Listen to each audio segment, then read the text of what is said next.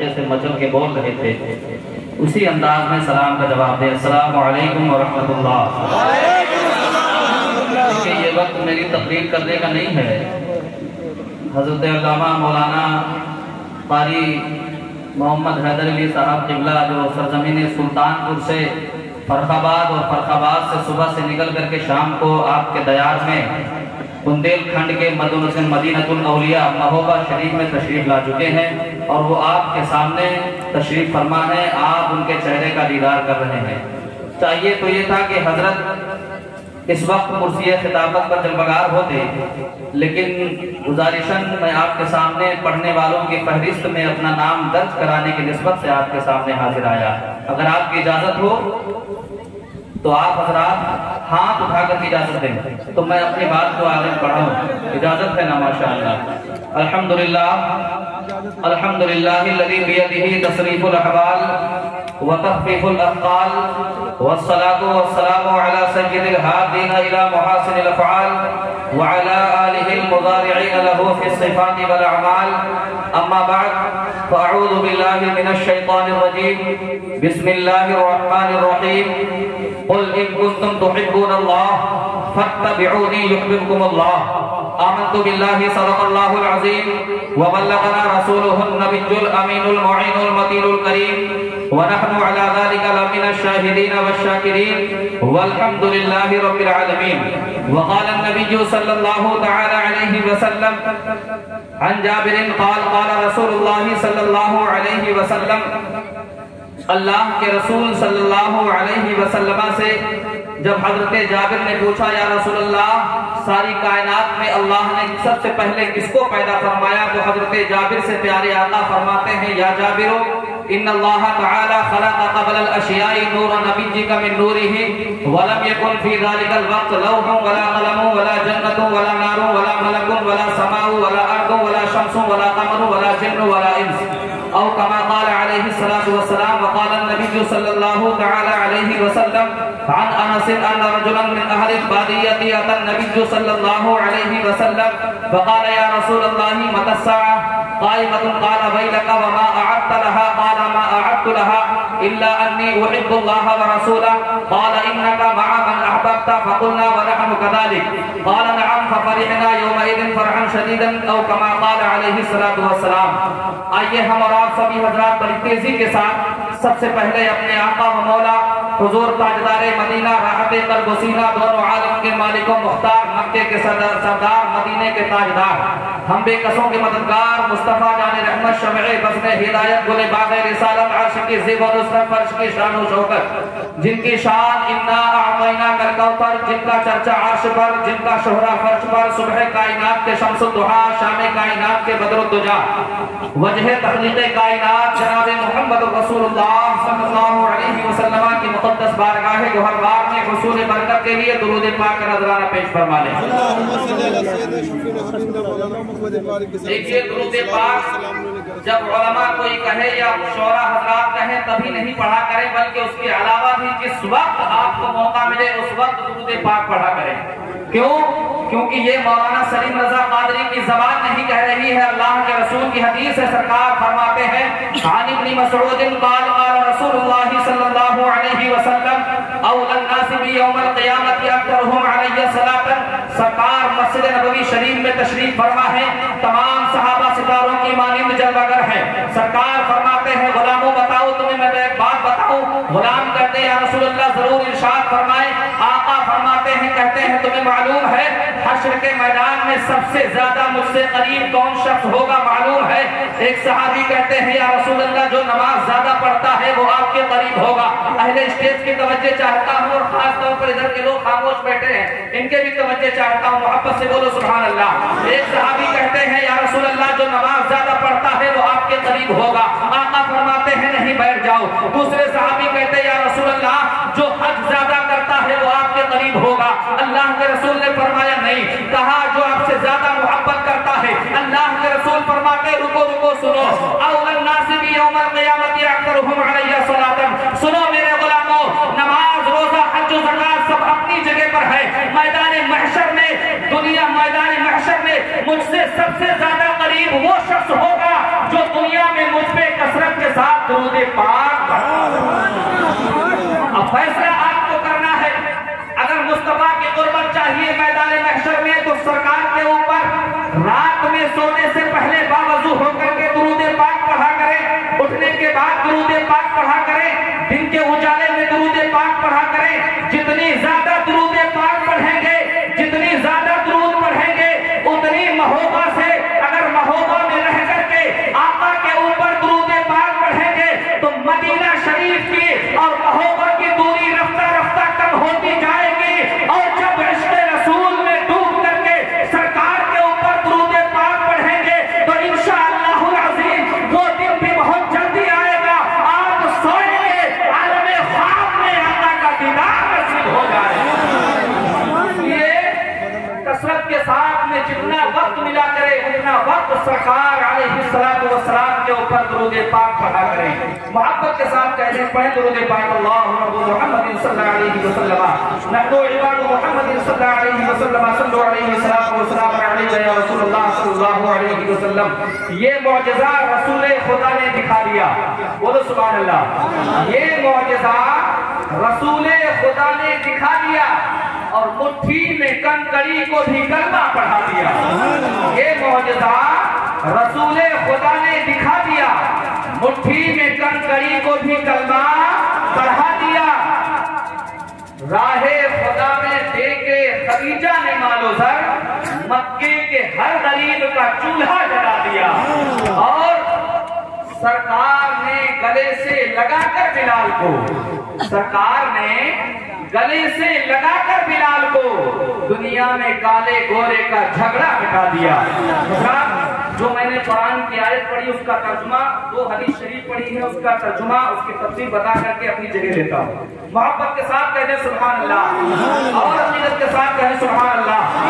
अल्लाह तबारक व तआला ने कुरान मजीद में इरशाद फरमाता है, और इन कुंतुम तुहिब्बूनल्लाह, ऐ लोगों अगर तुम मुझसे मोहब्बत करते हो या मोहब्बत का दावा करते हो, फत्तबिऊनी युहब्बुकुमुल्लाह, तुम उस वक्त तक मुझसे मोहब्बत में जो दावा करते हो उस दावे में कामयाब नहीं हो सकते।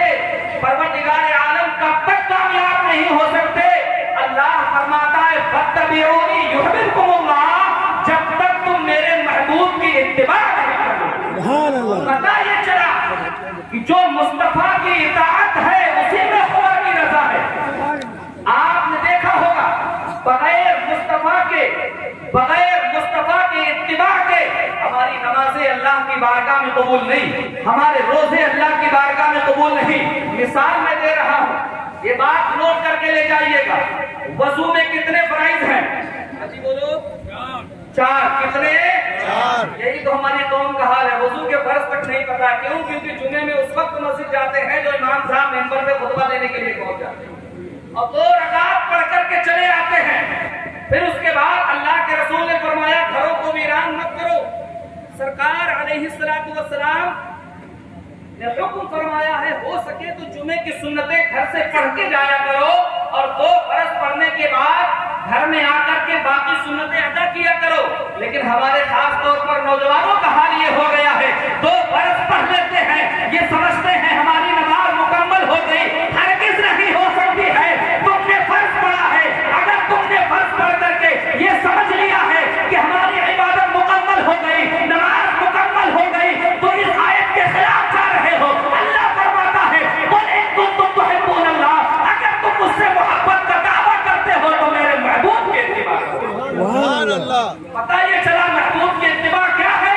मुस्तफा की सुन्नतों पर अमल किया जाए। बोलो सुभान अल्लाह। मुस्तफा की वजू में 4 फर्ज हैं और 4 फर्ज में पहला फर्ज ये है चेहरा धुलना, दूसरा ये है पोलियो समेत हाथों का धुलना। बात कहेंगे मौलाना ये मुकद्दिर साहब ये बाहर से आए हुए मेहमान का वक्त है, आप हमें खड़े होकर के वजू के फराइज, लेकिन मैं आपको एक एग्जाम्पल मिसाल बता रहा हूं, सुनिए।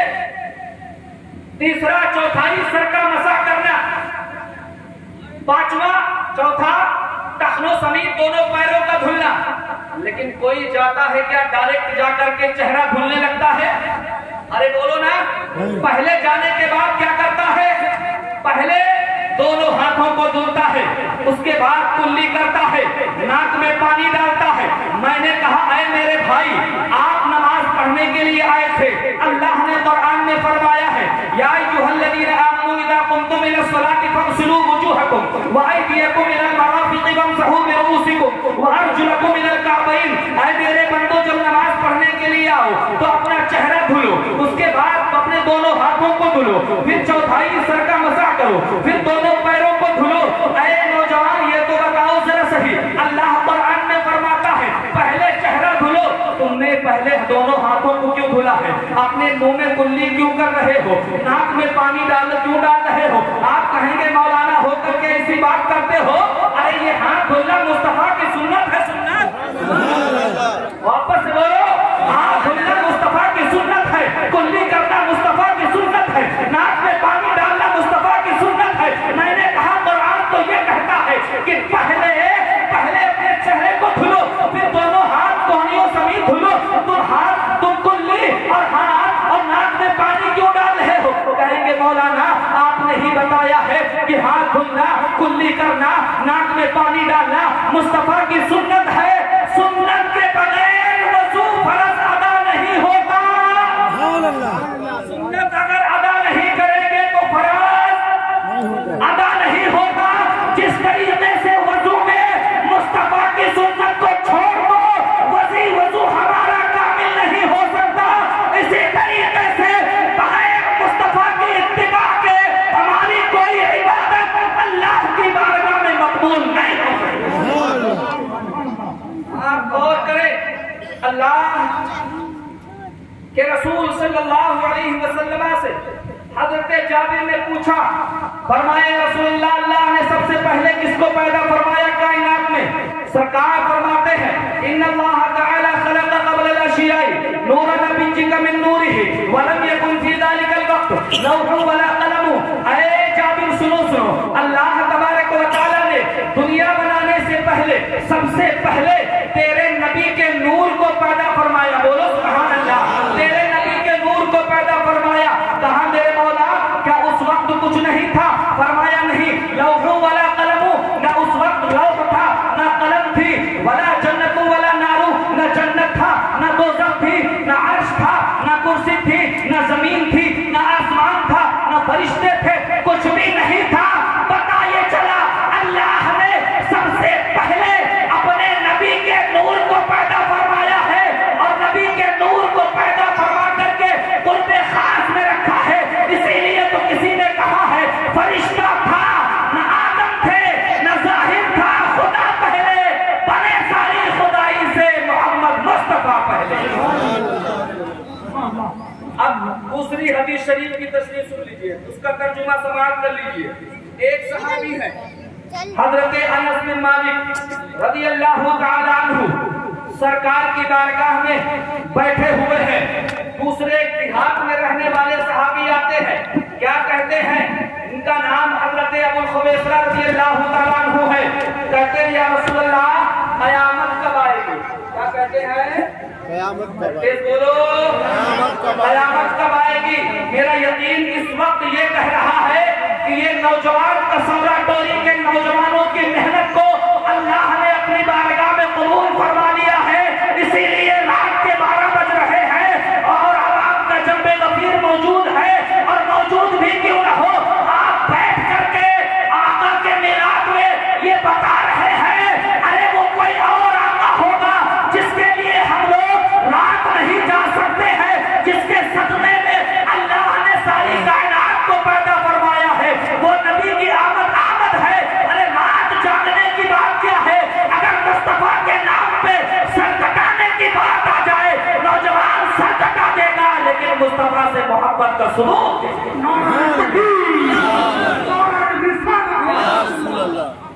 فرماتے ہیں حضرت ابو الخویصرہ رضی اللہ تعالیٰ عنہ، کہتے ہیں یا رسول اللہ یہ بتائیے قیامت کب آئے گی؟ کیا فرمایا؟ قیامت کب آئے گی؟ اللہ کے رسول صلی اللہ علیہ وسلم نے فرمایا یہ بتاؤ قیامت کے لیے تم نے کچھ جمع کر رکھا ہے کیا؟ قیامت کے لیے کچھ جمع کر رکھا ہے؟ کہتے ہیں یا رسول اللہ صلی اللہ علیہ وسلم ما اعدت لها قال ما اعدت لها الا انی احب اللہ ورسولہ، یا رسول اللہ میرے پاس نماز روزہ حج و زکات، بعض مقررین کہتے ہیں کہ وہ صحابی نے کہا میرے پاس نماز روزہ حج و زکات کچھ نہیں، ایسا تو ہو نہیں سکتا ہے، وہ صحابی تھے نماز نہ پڑھتے ہوں۔ صحابہ کرام کی نمازوں کا تو یہ عادت تھا جس طریقے سے آقا حکم دے دیا کرتے تھے، مصطفیٰ کی بات کو سنتے تھے۔ سرکار نے فرما دیا میرے غلاموں رات کی سیاہی میں عبادت کرنا، تہجد کے وقت عبادت کرنا، دعا کی مقبولیت کا وقت ہوتا ہے۔ ایک صحابی رسول ہے عشاء کی نماز پڑھنے کے بعد ہزاروں قطار رات میں کھڑے ہو جاتے ہیں، نماز کی نیت باندھتے ہیں، ساری رات گزر جاتی ہے، پیروں میں ورم آ جاتا ہے، لیکن کیا کہتے ہیں کسی نے صحابی نے دوسرے دوست نے کہا آپ اتنی عبادت کرتے ہیں آپ کے پیروں میں ورم آ جاتا ہے، اتنی لمبی لمبی قیام کیوں، لمبا لمبا قیام کیوں کرتے ہیں، لمبی لمبی رکعتیں کیوں کرتے ہیں؟ صحابی کہتے ہیں ارے کسی دوست نے کہا ہوتا تو ہم ٹھکرا دیتے، میرے آقا نے فرمایا ہے رات میں عبادت کیا کرو، رات میں دعا کی مقبولیت کا وقت ہوتا ہے، میں اپنے آقا کے حکم کی تعمیل کر رہا ہوں۔ ہمارا حال کیا ہے؟ ہمارا حال یہ ہے جو فجر سے لے کر کے عشاء تک ساری قضا ہو گئی، اب دعویٰ کرتے ہیں نبی کا دامن نہیں چھوڑیں گے، بہت محبت کرتے ہیں، لیکن سوچو تو ذرا صحیح اگر مصطفیٰ جان رحمت نے حشر کے میدان میں ہم سے سوال کیا کہ آئے میرے چاہنے والے، ہم سے محبت کرنے والے، تم دنیا میں خوب دعویٰ کرتے تھے یا رسول اللہ ہم آپ سے محبت کرتے ہیں، نبی کا دامن نہیں چھوڑیں گے، تمہارے پاس دلیل کیا ہے؟ دلیل تو کیا دکھاؤ گے میدان میں؟ صحابی کرتے ہیں یا رسول اللہ صلی اللہ علیہ وسلم قیامت کب آئے گی؟ اللہ کے رسول نے فرمایا بتاؤ قیامت کے لیے کیا جمع کر رکھا ہے؟ کہتے ہیں الا انی احب اللہ ورسولہ، ہم نے نماز روزہ حج و زکات پڑھا تو عبادت کی ہے، لیکن یا رسول اللہ مجھے ان تمام چیزوں کے اوپر نہیں بلکہ مجھے اس بات کے اوپر پورا بھروسہ ہے یا رسول اللہ میں قیامت کے لیے اللہ اور اس کے رسول سے میں محبت کرتا ہوں، اسی محبت کو میں نے حشر کے میدان قیامت کے لیے جمع کر رکھا ہے۔ اللہ کے رسول فرماتے ہیں حقیقت ہے کیا؟ فرماتے ہیں رسول ہاں سچ ہے، اللہ اور اس کے رسول سے محبت کرتا ہوں۔ اب سرکار فرماتے ہیں قال انک مع من حببت، اے محبت کے غیور مسلمانوں اپنے قسمت پہ ناز کرو، رات کی سیاہی میں بیٹھ کر کے ان نوجوانوں کی محنت سے میلاد مصطفیٰ میں بیٹھ کر کے ہم یہ کہہ رہے ہیں کہ سب سے زیادہ ہم اگر کسی سے محبت کرتے ہیں اپنے آقا سے کرتے ہیں تو یہ نہ سمجھنا کہ تم صرف اپنے آقا سے محبت کرتے ہو، آقا نے فرمایا قال انک مع من حببت، بے شک تم جس سے محبت کرتے ہو اللہ اور اس کا رسول تم سے بھی محبت کرتا ہے۔ اگر ہم اپنے آقا سے محبت کرتے ہیں تو یہ سمجھ لو اللہ کے رسول ہم سے بھی محبت کرتے ہیں۔ کیوں؟ یہ نہ سمجھو کہ آقا مدینے میں رہ کر کے کچھ نہیں دیکھتے، ارے آقا تو ہمارے آپ کے بولنے کو بھی سماعت کرتے ہیں، محفل میلاد ہو رہی ہے، آقا خود ہمارے آپ کے محفل میں بیٹھنے کو مدینہ منورہ سے دیکھ رہے ہیں، تبھی تو اعلیٰ حضرت فرماتے ہیں دور و نزدیک کے سننے والے وہ کان لالے کرامت پہ لاکھوں سلام فرماتے ہیں، کہتے ہیں اللہ قال انک مع من احببت فقلنا ونحن كذلك قال نعم ففرحنا يومئذ فرحا شديدا، کہتے ہیں جب اللہ کے رسول نے یہ فرما دیا تو مجھے اتنی خوشی ہوئی ایمان لانے کے بعد میں سب سے زیادہ مجھے خوشی اس دن ہوئی جس دن یہ سرکار نے فرما دیا کہ جو اللہ اور اس کے رسول سے محبت کرتا ہے اللہ اور اس کے رسول اس سے بھی محبت کرتے ہیں۔ فَفَرِحْنَا يَوْمَئِذٍ فَرْحًا شَدِيدًا، مجھے بہت خوشی ہوئی، اور میدان قیامت میں میدان محشر میں جو جس سے محبت کرتا ہوگا میدان محشر میں وہ اسی کے ساتھ ہے۔ سبحان اللہ، ہمیں ناز ہے، ہمیں بھروسہ ہے، ہمیں پورا اعتماد ہے۔ آج رات کی سیاہی میں آمد مصطفیٰ کے موقع پر ہم آقا کا میلاد سجا رہے ہیں، آقا سے محبت کر رہے ہیں، تو حقیقت میں ہمیں یقین ہے ہمارا حشر بھی اپنے آقا صلی اللہ علیہ وسلم کے ساتھ میں ہوگا۔ سبحان اللہ، اللہ مولا ہمیں آپ کو سب کو کہنے سننے سے زیادہ عمل صالح کی توفیق رفیق عطا فرمائے۔ میرے بیان کرنے میں آپ کے سماعت کرنے میں کوئی غلطی ہو گئی ہو استغفر اللہ